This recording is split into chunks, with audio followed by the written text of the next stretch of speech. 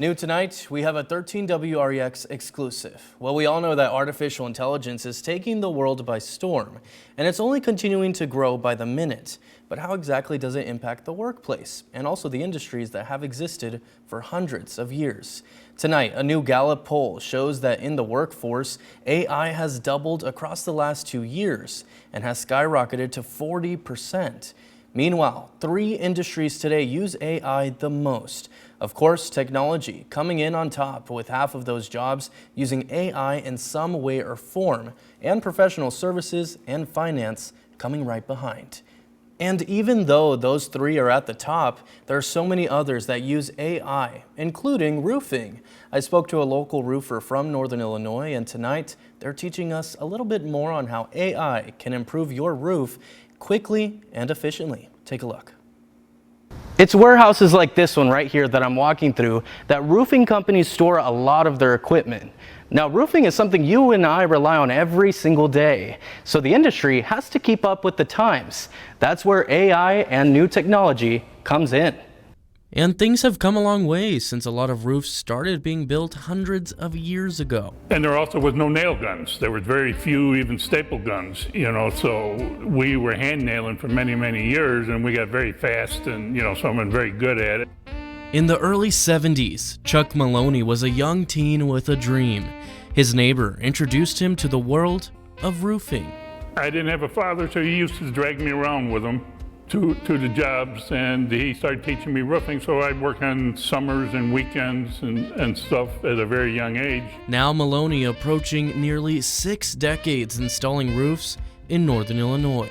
Like even shingles, getting them on the roof, you either carried them up or you had a supplier if they might have had some kind of a boom or something to put them up for you. But then along came ladder raiders where you could take a ladder off your truck that had a motor on it and you started sending shingles up on the roof. It's only been about 2 decades since technology has really come into frame, like image mapping and thermal imaging. And then got a hand camera when you have to carry around with you and take photos on the roof. And then you have to go back with another camera and take pictures with that. Thermal imaging is used to locate leaks in roofs, and the way it's done can become quite dangerous. But the problem with all of that is that to do the thermal roof imaging, you have to do it at night.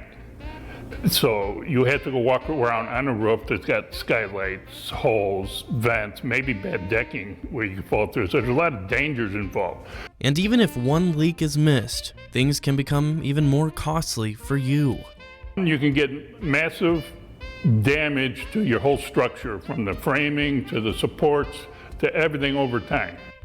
What used to take weeks with the power of artificial intelligence and drones can now be done in only 4 minutes. This is the drone. It's got a thermal lens, it's got a wide-angle lens, and it's got a telephoto lens. And it's a little difficult to showcase indoors, so we took it to the highest point we could get to, the roof, of course. Are you taking pictures right now? Yeah, I took a picture of your car. Oh, perfect. But we got to work quick and mapped the entire roof we were standing on. Moving to start point. See, it's going all by itself now.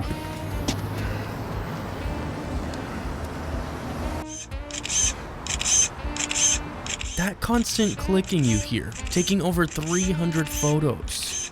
But speed is not the only thing that AI brings to this. It also saves money from the consumer's wallets.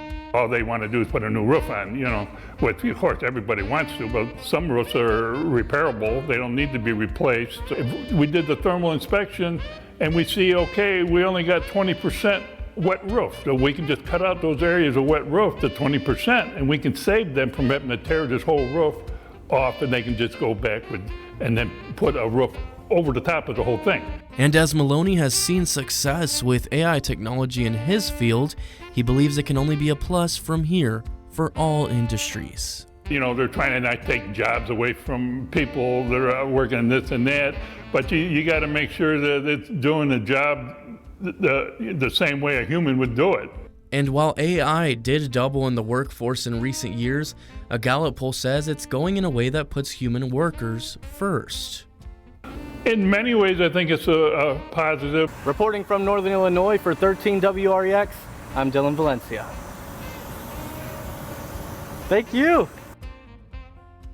Aside from drones scanning the roofs in only 4 minutes, AI also helps to stitch every single photo together.